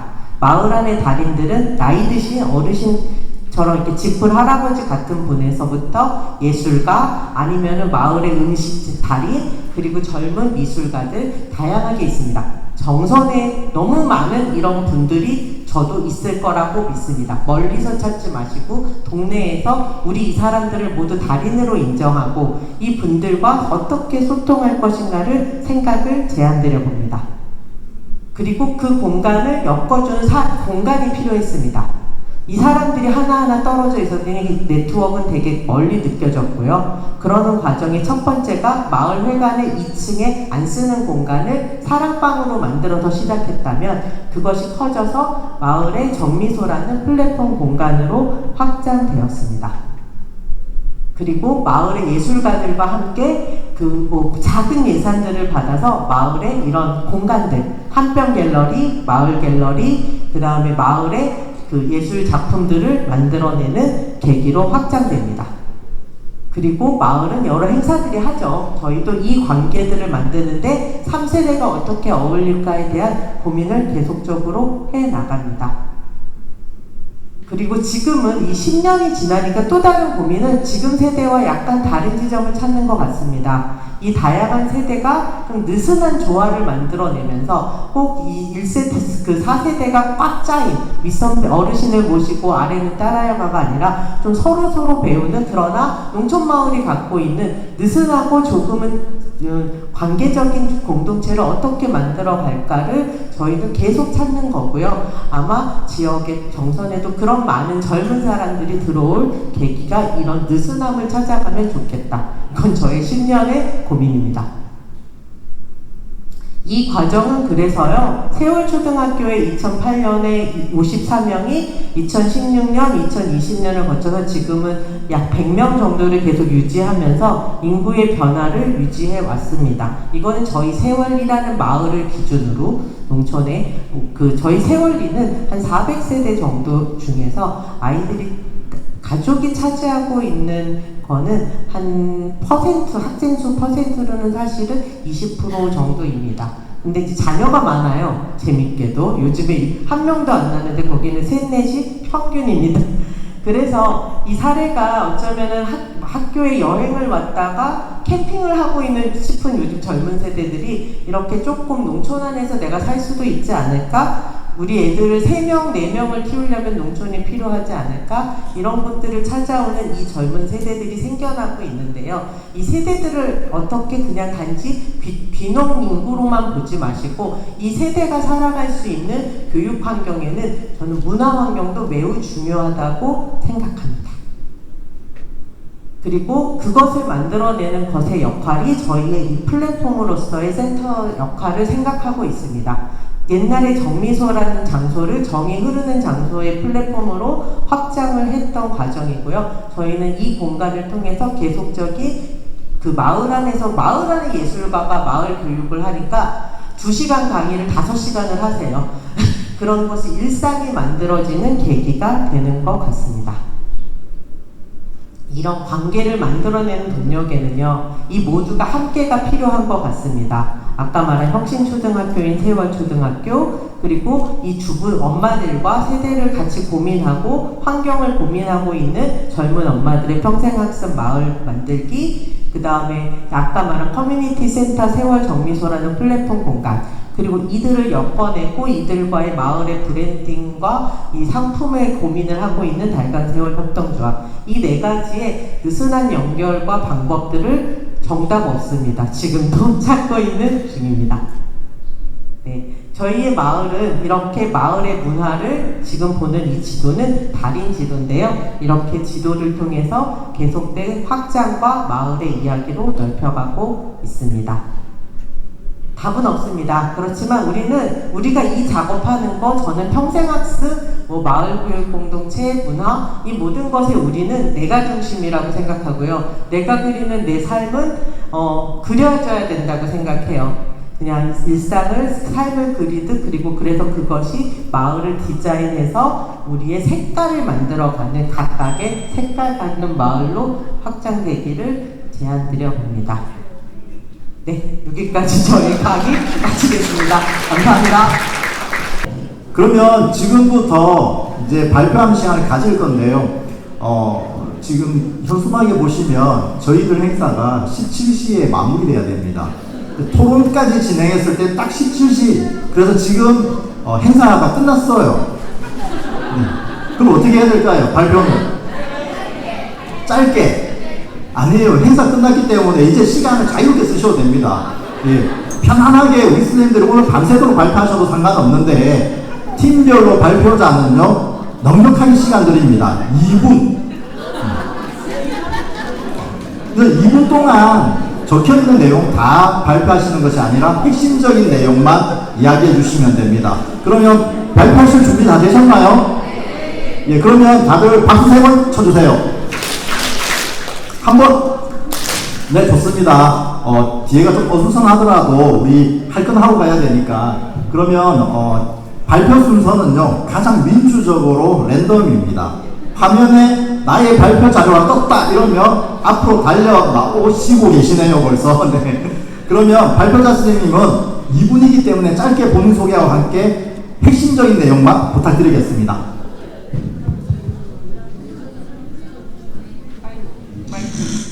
예, 안녕하십니까. 저는 화학면 주민자치에서 일하고 있는 고주원입니다. 주민자치와 평생학습에 관련된 주제로 동그랗게 모여서 이제 토론을 했는데요. 팀명은 모두가 주인공입니다.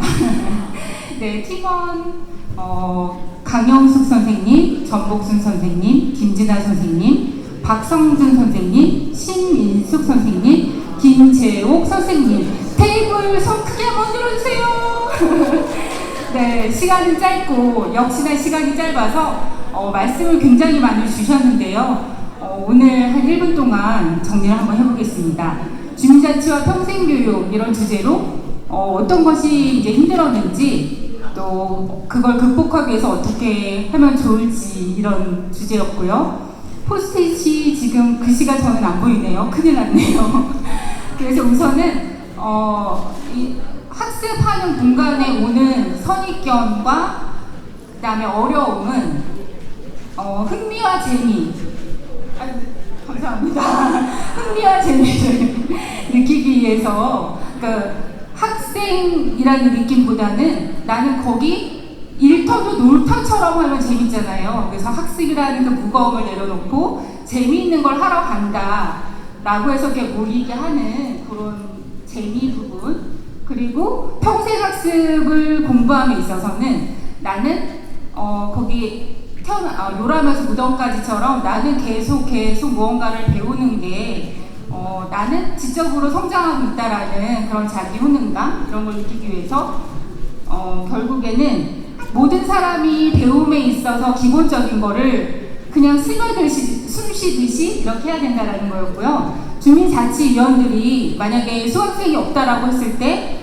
좀 자발적으로 참여하셨습니다. 사실 저는 주민자치질을 하다 보니까 그런 느낌이었고, 그리고 이제 강사분들의 입장에서는 강의와 그 강의를 만든 기획하신 분과 관과 그리고 수강생이 서로 이렇게 소통하는 시간과 이렇게 따로 놀지 않는, 예산만 던져주고 강좌만 개설하는 게 아니라 그 안에서 내실을 기할 수 있는 그런 여건이 중요하다라는 또 말씀 주셨습니다.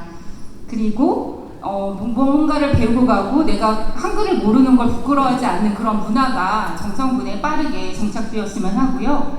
그리고 활성화 방안에서 제가 말씀 못 드렸던 것 중에 하나가 1대1 맞춤 학습 말씀 주셨었고요.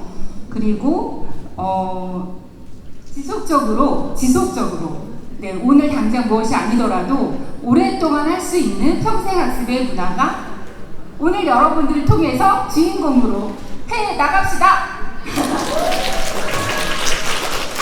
원래 제가 지금 이 자리에 있어야 되는 게 아닌데 어쩌다 보니까 남게 됐고 발표까지 떠안게 됐습니다. 굉장히 어려운 순간인데 저희 시간도 없어갖고 굉장히 좀 어려웠습니다. 좀 간단하게 말씀드리겠습니다. 저희 일단 조명은 마평청 소통왕이라고 지었습니다. 마평청 소통왕이 어떤 의미냐면 마는 마을 교육, 그 다음에 평은 평생학습, 그리고 청은 청소년입니다. 그래서 마을 교육과 평생학습, 청소년을 이어주는 소통왕이라는 이름을 지었고요. 그리고 저희 조에는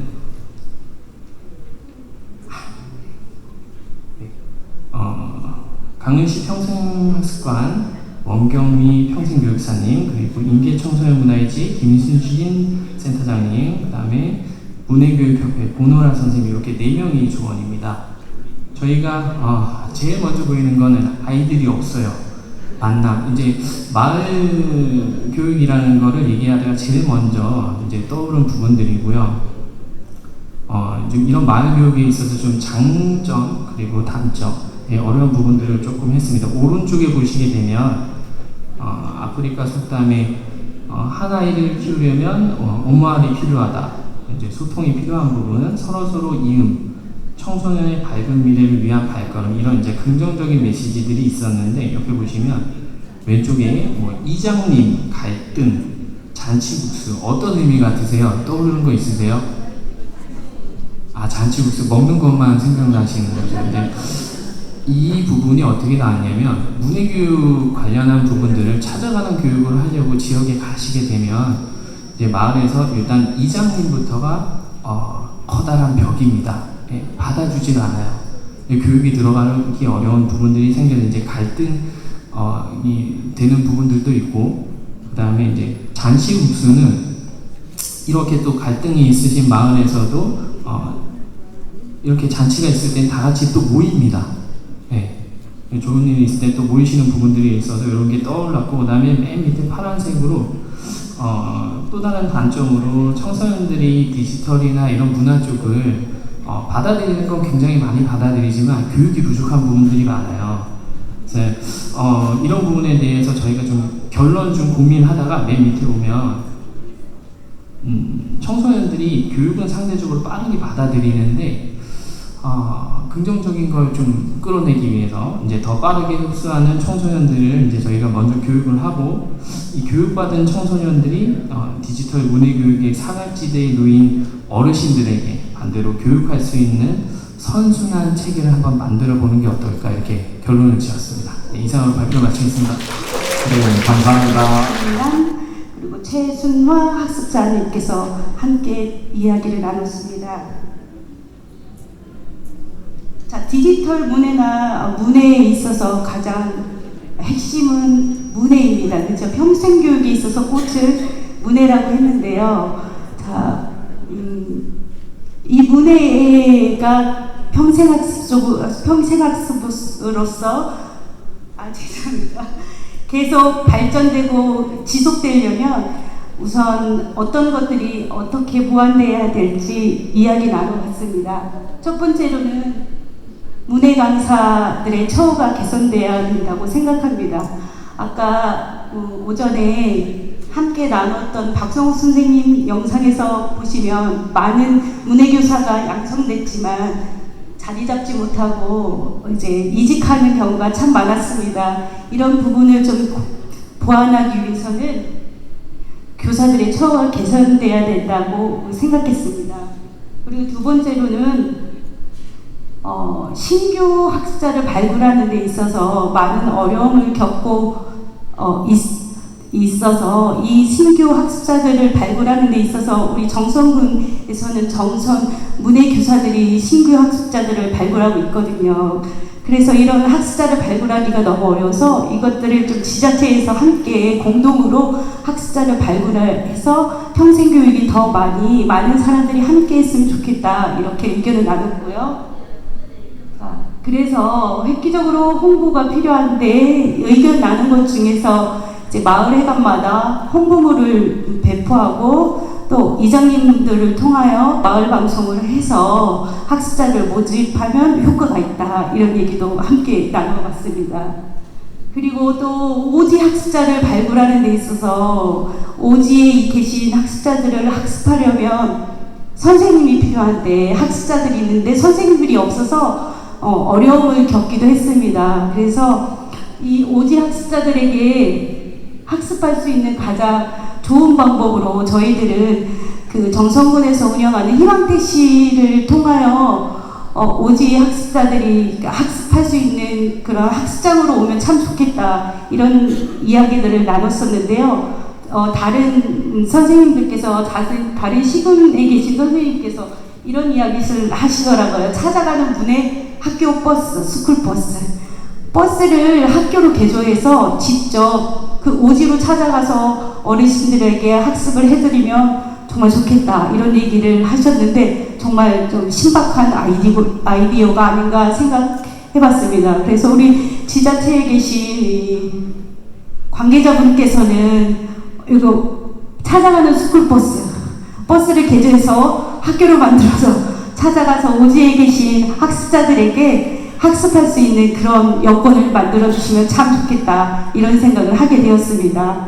그리고 마지막으로 수업 기간을 생각해 봤을 때 우리가 1월, 2월, 3월은 수업을 할 수가 없었어요, 지금까지. 근데 우리 지역 특성상 농촌 지역으로서 학습자들이 가장 학습을 하기 좋은 시기가 바로 12월, 1월, 2월이 가장 학습자들이 시간이 많기 때문에 공부할 수 있는 여건이 가장 좋은 시간이거든요.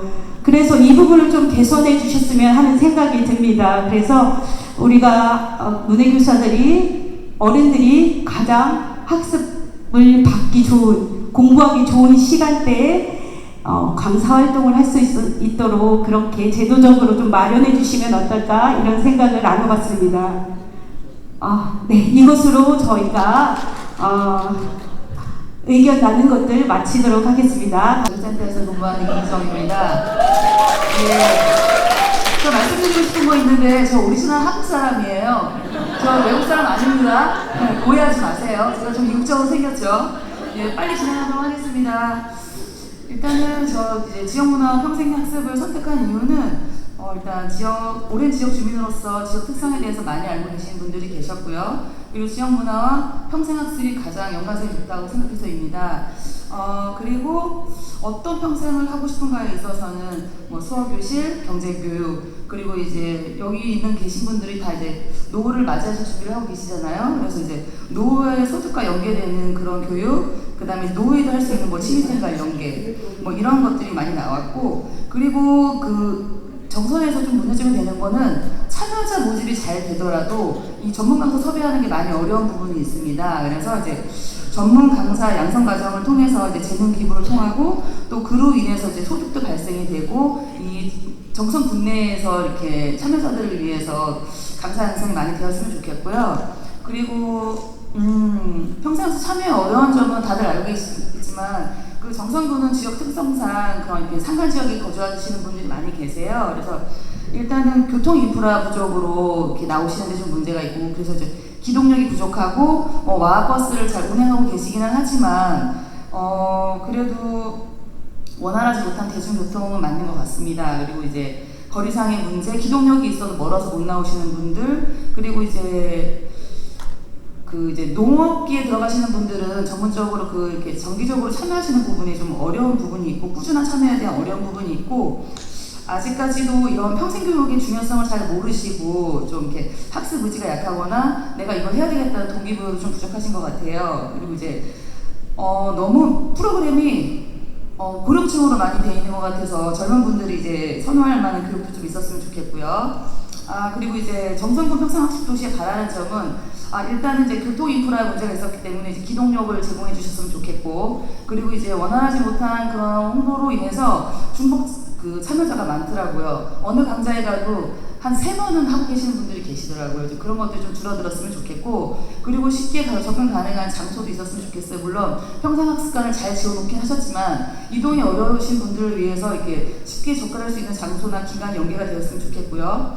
그리고 이제 국민으로 등록되어 있지 않고 다른 지역에서 들어오셔가지고 지금 정선군에서 생활하고 계신 분들이 계시는데 정선 국민이 아니라는 이유로 프로그램 참여를 못하게 하시는 분들도 있어요. 근데 지금 저희가 정선군이 또 인구 소멸 지역이잖아요. 외부에서 인구 유입이 돼야 되는데 정선 국민이 아니라고 참여를 하지 못하게 한다. 이거는 좀 뭔가 모순이 있지 않은가. 외부 유입이 절실한 필요한 시간에 정선군에서 일하시는 다른 지역 참여자들도 참여할 수 있게 해주셨으면 좋겠고, 그리고 평생학습 욕구조사를 하실 때 디지털로만 하시는데 디지털이 부족하신 분들은 욕구조사를 할 수가 없으시잖아요. 그래서 방문조사라도 진행해서 이분들이 어떤 욕구를 갖고 계시는지 좀 조사를 진행하셔서 국민들이 정말 원하는 평생학습이 이루어졌으면 좋겠습니다. 감사합니다. 네, 안녕하세요. 저 1조, 팀명은 1조이기 때문에 넘버원입니다. 저희는 지역문화와 평생학습에 관한 과제를 가지고 논의를 했습니다. 참여하신 분은 저기에 써 있지만 몇 분이 지금 가셨긴 했지만은 여러분이 이제 같이 논의를 했는데, 정선의 처음에는 자지각 좀 보고 가겠습니다. 정선이 가지고 있는 문화가 무엇이 있는가, 지금 또 정선에 앞으로 생길 문화가 또 무엇이 또 요구되는가, 거기에 대해서 논의를 했고 여러 가지 안이 나왔고요. 그 그다음에 이제 정선 지원 문화와 평생 학습의 연계 방안에 대해서도 보시다시피 여러 방안이 나왔습니다. 근데 여러 방안이 굉장히 좋은 방안이 나왔고 여러 환경이라던가 교육이라던가 많이 나왔는데 우선 가장 중요하다고 생각하는 것이 오늘 평생학습 도시 선포식인 만큼 이곳의 정선에 바라는 점이 가장 주안점을 둬서 간단하게 그 부분만 말씀드리겠습니다. 현재 지금 정선군에는 없는 프로그램이 굉장히 많습니다. 초등학교 아이들 발레나 바이올린, 첼로 이런 음악이나 예술 프로그램을 하기 위해서 많이 서울로 가십니다. 많은 비용과 시간을 들여서요. 그래서 그런 프로그램이 좀 평생교육학습 도시인 만큼 도입이 좀 많이 되었으면 좋겠고요. 그 다음에 교육환경 조성, 아까 어떤 교수님이 말씀하셨는데요. 사실상 내가 교육을 받고 싶어도 공간이 너무 멀고 환경이 별로 안 좋았습니다. 그래서 정말 슬리퍼를 신고 가서 내가 바로 듣고 또 집에 와서 일상생활을 할 수 있을 만큼 그렇게 좋은 환경이 좀 조성이 된다면 좀 더 교육이나 이런 여러 가지 면에서 원활하지 않을까라는 생각도 들고요. 그렇다면 그런 환경들을 시골이나 그러니까 정선읍이랑 사부급 남녀 같은 정선읍이지만 공간이 시간이 조금 차이가 있습니다. 거리가 있고 그래서 그렇다면 조금 더 시골로 가고 오지로 가면 폐 공간이 많을 것이니까 심지어는 그런 이제 공간을 또 활용해서라도 어떤 교육적인 환경을 조성하면 어떨까 이제 이런 안도 나왔습니다. 그리고 학습 동아리도 좀 그런 안이 나왔는데요. 내가 무엇을 배우고 싶다 만약에 사람마다 다르게 생각하는 거 가치관이 다 틀리니까 그런 것을 이제 동아리식으로 해서 만들어가면 그것도 마찬가지 어떤 특별한 강사가 아니라 그 중에서 재주가 있거나 재능이 있는 분들이 재능 기부도 할 수 있고요. 지속 가능하게 되지 않을까 싶습니다. 그리고 지역 자원을 활용할 수 있는 프로그램을 기획하고 예술 아까도 말씀드렸지만은 예술이나 기타 등등 여러 가지 프로그램을 일단 좀 많이 도입을 하고 공간이나 시간적 그런 교육 환경 조성이 일단은 가장 먼저 우선이 되어야지 그 다음에 무엇이 되고 지속 가능하지 않을까라는 생각이 들고요. 저희는 그렇게 이제 토의를 마쳤습니다. 감사합니다. 네, 안녕하십니까. 4조 들썩들썩 발표자 화학면 주민자치 위원인 전세탁이라고 합니다. 반갑습니다. 이름을 들썩들썩으로 지은 이유는 저희가 이제 본인이 찾아가서 들썩들썩 해야지만 교육을 받을 수 있는 입장이죠. 사실 교육을 하는 입장이랑 교육을 받는 입장은 완전히 역지사지죠. 네, 좀 빠르게 하겠습니다. 빠르게. 저희 임원분들 이름을 안 적은 이유는 저희는 시크릿 비밀입니다. 그 사서분들이 오셔갖고 주민자치라는 잠깐 모르시는 분들이 있어서 주민자치 개념을 조금 알려드릴게요. 기존에는 이제 관에서 정책을 펼쳐서 행정을 이렇게 하라고 하면 거기에 따라서 하는 게 계속 그런 땐 정책인데 주민자치에는 주민들이 알아서 저희가 이제 어려운 일이나 다리를 놓거나 집을 짓거나 그런 부분에 있어서 저희가 이제 행정에 얘기를 하면 그 예산이 편성이 되고 그 다음에 정책이 이루어지는 이런 방향입니다. 그리고 이 주민이랑 민이랑 관이 둘이 윈윈해야지만 유토피아 같은 삶의 질도 높아지고 행복도 있고 돈도 들어오고 웃을 수 있는 그런 사회가 되는 겁니다. 저희가 이게 주민자치회가 평생학습이 되어야 하는 이유는 저희가 계속 이런 네트워크도 공유되고 그리고 이제 그 상도가 있잖아요. 어디가 잘 된다 그러면 또 여기도 하는 그런 일회성에 그치는 그런 학습이라든가 그런 건 없어야 될 것 같고 그리고 저희 정선군 특성상 강사 섭외가 엄청 어려워요. 돈을 많이 준다고 해도 이런 교통편이나 시간 때문에 오시지 않는 그런 부분이 있고 그리고 관에서 해줘야 될 부분은 조례도 좀 바꾸고 저희 주민자치 예산을 좀 많이 들여서 그 예산 편성을 저희가 집행할 수 있게끔 하고 그리고 저희 마을에, 저희 군에서 사용할 수 있는 인재 자원, 그런 네트워크를 같이 공유해서 강사분들도 어떤 분이 있는지 쉽게 그런 민이나 관에서 같이 그런 네트워크를 같이 공유해 줬으면 하는 그런 부분도 있고, 그리고 찾아가는 학습도 얘기를 하셨고요. 그리고 저희가 이제 정성군 그 아리랑 특성상 그 인간전의 휴먼군, 내 고향 정선이라고 그런 휴먼북도 만들어 보자는 얘기도 됐었고, 그리고 끝으로 이런 모든 일들이 느리게 가되 멈추지 않는 학습이 되었으면 좋겠고, 그리고 아까 저기 서울대 교수님께서 얘기했는데 198번째라 그러셨잖아요. 근데 저는 속도보다 방향이 있는 정성군 평생학습이 되었으면 좋겠습니다. 이상입니다. 저희는 간단하게 정말 현명하게 이렇게 이름을 명찰로 대신했습니다. 자, 저희는 보시면 이 마을 공동체와 평생학습, 이 참여의 문제점에 대해서 같이 의견을 나눠봤는데 왜 어려운가? 결국 그것은 관계의 문제, 연결의 문제라고 함께 의견을 나누었습니다. 보시면 시간이 없다, 정보 부족, 선입견, 이러한 모든 내용들은요, 결국 연결과 관계의 문제였던 것이죠. 이러한 부분들이 막힘없이 정보가 전달되고 또한 적극적으로 참여할 수 있도록 돕는 여러 가지 연결과 관계들이 활성화될 때 비로소 평생 학습에 많은 주민들이 그리고 학습자들이 참여할 수 있는 그런 계기가 마련될 것이라고 생각을 했고요. 결국 문제의 해결은요, 네트워크, 연결입니다.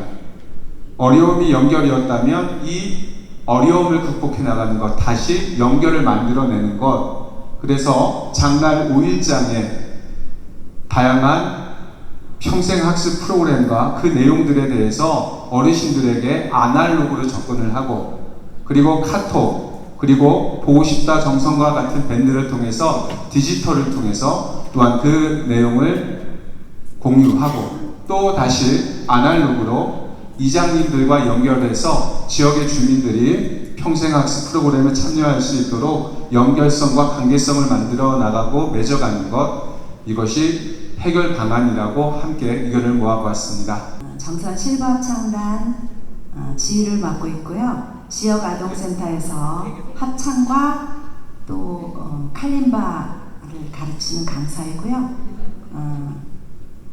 지금은 또 정선교육도서관에서 토요 명화 미술과 음악을 함께 통합하는 토요 클래식 강사를 맡고 있는 주정미라고 합니다. 네, 반갑습니다. 저희 지평은 지역 문화로 평생학습을 꿈꾸는, 그래서 이름을 지평이라고 지었고요. 선생님들은 곽희선 선생님이, 김혜정 선생님, 나연옥, 주정미, 오성진, 장경희, 조창균 이렇게 됐습니다. 첫 번째로 이 분과를 선택한 이유가 다 다양했는데요.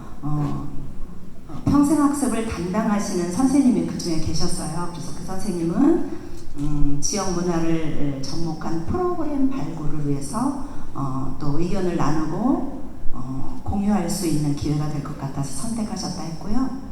또 가족센터에서 근무하시는 선생님 두 분이 계셔서 그분들은 가족센터가 지역에 녹아들고 싶다, 그래서 여기 참석하게 되셨다 그러고, 또 외부에서 오신, 그러니까 타 지역에서 오신 분들이 정선군에 새로 터를 잡으셨는데 지역 문화에 관심이 많이 있으시다고요. 그리고 정선 아리랑 춤사위에 관심이 있으셔서 또 지역 문화에 관심이 생겼다 하셨고요. 또 어떤 분은 이렇게 자리를 보다가 그 지평 문화, 지평 테이블이 너무 마음에 들어서 오셨다 하신 분도 계셨고요. 또 어느 분은 지역 문화 발전을 위해서 함께하는 사람이 되고 싶었다. 그래서 평생학습을 통해서 도움을 주고받기를 바라서 이 지평을 선택하셨다고 했습니다. 그 다음에 또 한 가지는요. 두 번째, 어떤 평생학습을 하고 싶은지 거기에 대해서 의견을 나누셨는데요. 한국 무용을 좀 배우고 싶다 그렇게 말씀하신 분 계셨고요. 그다음에 요리를 배우고 싶은데 어려움이 아이가 어리고 또 정서읍에 안 계시고 사부 고안에 계신 선생님들은 정선읍 안에만 이런 시설이 되어 있어서 문화 혜택을 받기가 어려우셨다 그런 선생님 계셨고요. 그러면 활성화시키려면 배우고 싶은 것이 뭐냐? 어떤 선생님은 문화예술 공간이 너무 없다. 문화예술 공연이 없다. 그래서 그리고 전문적인 인재가 없어서 그런 걸 관람할 수 있는 시 공간이 부족했다라고 말씀을 하신 분이 계셨어요. 그리고 드럼을 배우고 싶다는 분이 계셨는데 그분도 정선 읍내에 계신 분이 아니고 고안 사북에 계셔서 가까운데 배울 데가 없었다 이렇게 말씀하셨고요. 그 다음에 컴퓨터를 활용해 갖고 하고 싶은데 이분 역시 직장에 다니셔서 조금 퇴근 시간 때문에 어렵다 이렇게 말씀하셨어요. 그 다음에 세 번째로는 평생학습 활성화를 위해 바라는 점을 말씀해 주셨는데요. 지역의 어떤 군 관계자들 그런 분들하고의 다양한 소통의 장이 좀 있었으면 좋겠다. 그래서 적극적인 지원과 후원이 좀 필요하다. 그래서 어느 분은 어린이 합창단을 하나 만들었으면 좋겠다. 이렇게 말씀하신 분 계셨고요. 정선이 지역의 광범위해서 정선읍을 제외한 지역들은 평생학습이나 문화에 대해 경험할 수 있는 기회를 제공할 수 있었으면 좋겠다. 그런 말씀을 많이 해주셨습니다. 그 다음에 지역에서 어떤 것을 하는지 적극적으로 좀 관심을 가졌으면 좋겠다. 이렇게 말씀하셨습니다. 그 다음에 평생학습 프로그램에 대한 홍보가 좀 부족하시대요. 그래서 프로그램에 대한 홍보가 더 다양했으면 좋겠다. 여기 이제 어반 스케치를 하시는 선생님이 계시는데 그게 홍보가 너무 안 돼서 모르시더라 이렇게 하셨습니다. 네. 그 다음에 라인 댄스를 배우고 싶다고 하셨고 뭐 여러 가지 의견이 나왔는데요. 그럼 마지막으로 한 가지만 시간이 다 됐다고 그러시네요. 자, 이런 자리를 마련해 주셔서 너무 감사하대요. 너무 감사하다고 이렇게 마무리를 지었습니다. 특히 우리 조를 담당하셨던 선생님이 사회성이 너무 짱이셨습니다. 그래서 아주 팀원들을 너무 잘 아우르셨습니다. 감사합니다. 이상입니다. 저희 7조는 디지털 문화 평생학습을 주제로 얘기했고요. 이름은 스마트 정선으로 정했습니다. 이 분과를 선택한 이유는 저희 같은 경우에는 학습자도 계시고 문해 선생님도 계시고 기관에 계시는 선생님도 계셨어요. 그러다 보니까 선택한 이유가 다 있습니다. 디지털 문해 연구를 직접 알고 싶어서 오신 분도 계시고 다양한 디지털을 배우고 싶어서 사회적 프로그램을 개발하고 싶어서 이렇게 여러 분들이 계셨습니다. 그리고 평생학습 참여의 어려운 점은 뭐 여러 가지가 있는데 가장 중요한 거는 자원이 부족하다. 결국 돈이 부족하다. 이 얘기입니다. 그래서 평생학습 활성화를 위해 정성군에 바라는 점 그럼 예산을 넉넉하게 지원해달라. 저희는 빨리 가려고 일찍 끝내겠습니다. 감사합니다. 저희는 일단 저희 테이블에 지역학습센터와 관련된 분들이 많이 계셔서요. 그 프로그램 관련한 이야기를 좀 나눴고요. 강사 수급에 대한 어려움을 많이 이야기하셨고요. 그래서 보니까 아까 저희가 들었던 이야기 중에 달인에 대한 이야기가 있었어요. 그래서 자격증이 없어도 강사를 할 수 있는, 달인이 강사를 할 수 있는 그런 프로그램이 생겼으면 좋겠다. 그러면 프로그램이 좀 다양해질 수 있지 않을까? 그 다양한 프로그램이 다양한 시간대에 운영이 되어서 다양한 사람들이 참여할 수 있으면 좋겠다는 의견이 있었고요. 또 너무 안전만 강조하는 프로그램보다는 물론 저희가 이제 물리적으로 안전해야 하지만 그래도 실패도 교육이 된다는 걸 알 수 있는 그런 교육이 좀 필요하지 않나 이런 이야기를 좀 나눠봤고요. 그리고 아이들은 선호권이 없잖아요. 저희가 지역학습센터가 늘 그래서 그 약간 열의 느낌을 늘 받고 있지만요. 아이들의 목소리도 관리 좀 들어주었으면 그러면서 노인의 소리도 그 젊은이들이 좀 들어주었으면, 그래서 서로가 윈윈하는 그런 평생학습 도시가 되었으면 좋겠다, 이렇게 의견을 나눠보았습니다. 깜빡깜빡 디지털 팀인데요. 디지털 문해 교육에 대해서 토론을 했습니다. 우리 구조 다 일어나 주세요. 네, 우리 구조는 울산에서 오신 교수님도 계시고 아주 훌륭하신 분들이 많이 계셔서 좋은 의견이 많이 나왔습니다. 지금 여기 계신 모든 분들 발표하신 걸 보니까 저희하고 거의 공감하는 게 너무 많았고 시간도 없고 하니까 간단하게 말씀드리겠습니다. 모두가 이 디지털 문해 교육에 참여하는 이유는 다 같을 거고요. 또 하면서 어려운 점 다 같습니다. 또 필요한 거, 앞으로 원하는 거, 어떻게 우리 평생 교육이 이루어질 것인가는 아마도 예산 지원이 가장 중요하고요. 또 디지털 교육을 할 수 있는 교사 양성 그리고 학습장이 필요합니다. 이상으로 마치겠습니다. 네, 고맙습니다. 여러분들 일당백 아시죠? 예. 그래서 그 일당백의 만여 명의 목소리를 잘 모아서 저희 한국평생교육총연합회에서 우리 정성군청회 분에 전달을 하도록 하겠습니다. 그래서 미래를 또 방향을 만들어가는 우리 모두가 정성군 평생학습 도시의 누구다? 주인이다, 주인공이다 라고 하는 정리를 하면서요, 박수로 일단 제 정확하게는 마무리하겠습니다. 전국에서 우리 정부의 평생교육과 문해교육을 발전을 위해서 전국에서 달려오셨고, 우리 정서군 내에서도 우리 또 주민자치회라든지 우리 그 지하교육센터, 또 함께 돌봄센터, 청소년 수영관 등 모든 기관 단체에서 이렇게 관심을 주셔가지고 오늘 우리 비전 선포식이 진짜 소망되고 너무 뜻깊고 아주 좋은 프로그램이 됐고, 또한 토론회도 이렇게 분위기 들어보니까 진짜 각기 가치의 분들이 모든 분들이 의견을 주셔가지고 이렇게 좋은 얘기와 프로그램을 만들 수 있는 그런 아이디어를 주셨습니다. 이거는 이제 저희들이 그 결과를 받아가지고 앞으로 또 여러분들과 같이 협의해가지고 우리 정성군 평생교육과 문해교육의 큰 발전이 될 수 있도록 저희들이 참고하도록 하겠습니다. 오늘 정말 고맙고요. 대단히 고맙습니다. 감사합니다.